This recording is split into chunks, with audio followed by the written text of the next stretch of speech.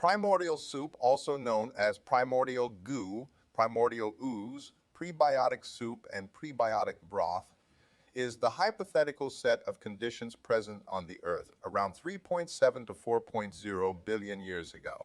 It is an aspect of the heterotrophic theory, also known as the Oparin-Haldane hypothesis, concerning the origin of life, first proposed by Alexander Oparin in 1924 and J. B. S. Haldane in 1929, as formulated by Oparin in the primitive Earth's surface layers. Carbon, hydrogen, water vapor, and ammonia reacted to form the first organic compound. The concept of a primordial soup gained credence in 1953 when the Miller-Urey experiment used a highly reduced mixture of gases, methane, ammonia, and hydrogen, to form basic organic monomers such as amino acids. The notion that living beings originated from inanimate materials comes from the ancient Greeks, the theory known as spontaneous generation. Aristotle in the 4th century BCE gave a proper explanation, writing, "So with animals, some spring from parent animals according to their kind, whilst others grow spontaneously and not from kindred stock. And of these instances of spontaneous generation, some come from putrefying earth or vegetable matter, as is the case with a number of insects, while others are spontaneously generated in the inside of animals out of the secretions of their several organs." Aristotle also states that it is not only that animals originate from other similar animals, but also that living things do arise and always have arisen from lifeless matter. His theory remained the dominant idea on origin of life outside that of deity as a causal agent, from the ancient philosophers to the Renaissance thinkers in various forms. With the birth of modern science, experimental refutations emerged. Italian physician Francesco Redi demonstrated in 1668 that maggots developed from rotten meat only in a jar where flies could enter, but not in a closed lid jar. He concluded that omni vivum ex vivo, all life comes from life. The experiment of French chemist Louis Pasteur in 1859 is regarded as the death blow to spontaneous generation. He experimentally showed that organisms, microbes, cannot grow in sterilized water unless it is exposed to air. The experiment won him the Alhumbert Prize in 1862 from the French Academy of Sciences, and he concluded, "Never will the doctrine of spontaneous generation recover from the mortal blow of this simple experiment." Evolutionary biologists believe that a kind of spontaneous generation, but different from the simple Aristotelian doctrine, must have worked for the emergence of life. French biologist Jean-Baptiste Lamarck had speculated that the first life forms started from non-living material, nature, by means of heat, light, electricity, and moisture. He wrote in 1800, "The philosophy of zoology forms direct or spontaneous generation at that extremity of each kingdom of living bodies, where the simplest of these bodies are found." When English naturalist Charles Darwin introduced the theory of natural selection in his 1859 book on the origin of species, his supporters, such as the German zoologist Ernst Haeckel, criticized him for not using his theory to explain the origin of life. Haeckel wrote in 1862, "The chief defect of the Darwinian theory is that it throws no light on the origin of the primitive organism, probably a simple cell, from which all the others have descended. When Darwin assumes a special creative act for this first species, he is not consistent, and, think, not quite sincere. Although Darwin did not speak explicitly about the origin of life in On the Origin of Species, he did mention a warm little pond." In a letter to Joseph Dalton Hooker, dated February 1, 1871, it is often said that all the conditions for the first production of a living being are now present, which could ever have been present. But if, and oh, what a big if, we could conceive in some warm little pond with all sort of ammonia and phosphoric salts, light, heat, electricity present, that a protein compound was chemically formed, ready to undergo still more complex changes, at the present such matter would be instantly devoured or absorbed, which would not have been the case before living creatures were formed. A coherent scientific argument was introduced by Soviet biochemist Alexander Oparin in 1924. According to Oparin, in the primitive Earth's surface, carbon, hydrogen, water vapor, and ammonia reacted to form the first organic compounds. Unbeknownst to Oparin, whose writing was circulated only in Russian, an English scientist, J. B.S. Haldane independently arrived at a similar conclusion in 1929. It was Haldane who first used the term soup to describe the accumulation of organic material and water in the primitive Earth when ultraviolet light acts on a mixture of water, carbon dioxide, and ammonia. A vast variety of organic substances are made, including sugars and apparently some of the materials from which proteins are built up. Before the origin of life, they must have accumulated till the primitive oceans reached the consistency of hot dilute soup. According to the theory, organic compounds essential for life forms were synthesized in the primitive Earth under prebiotic conditions.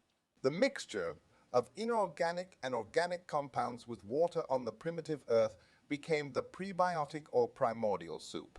There, life originated, and the first forms of life were able to use the organic molecules to survive and reproduce.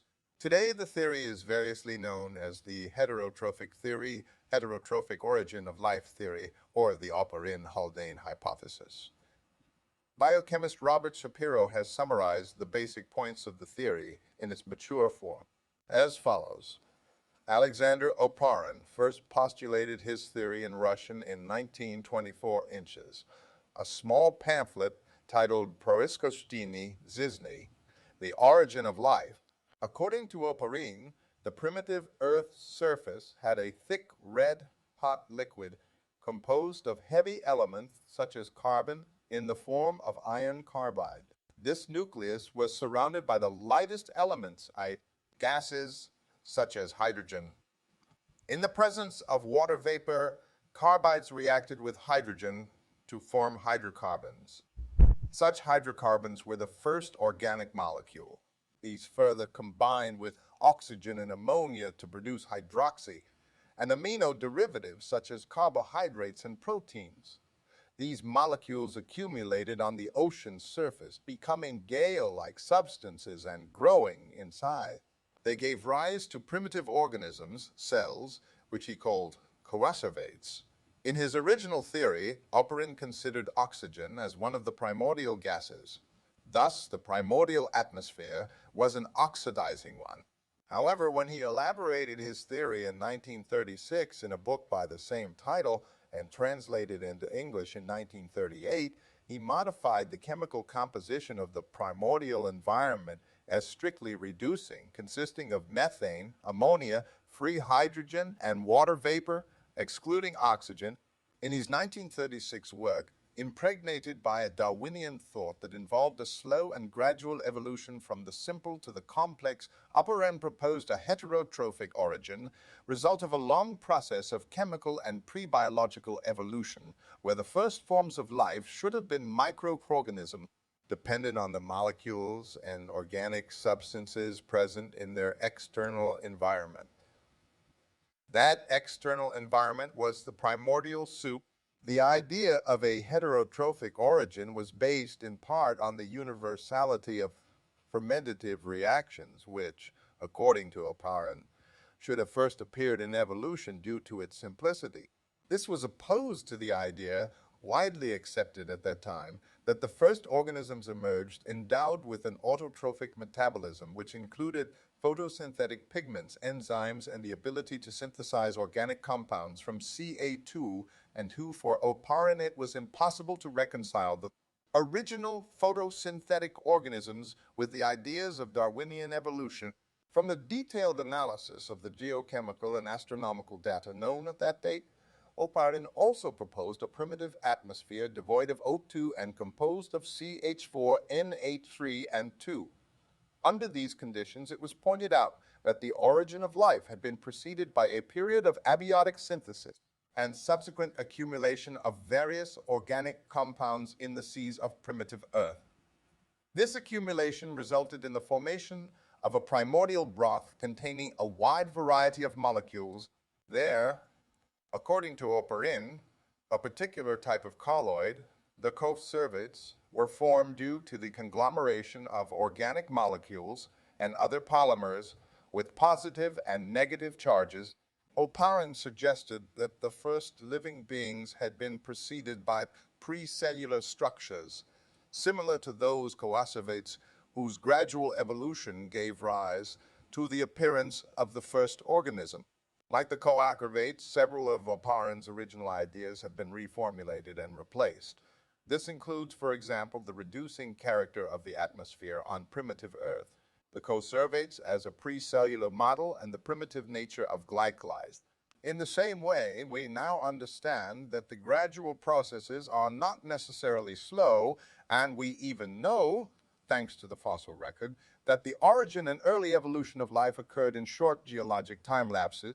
However, the general approach of Oparin's theory had great implications for biology, since his work achieved the transformation of the study of the origin of life from a purely speculative field to a structured and broad research program.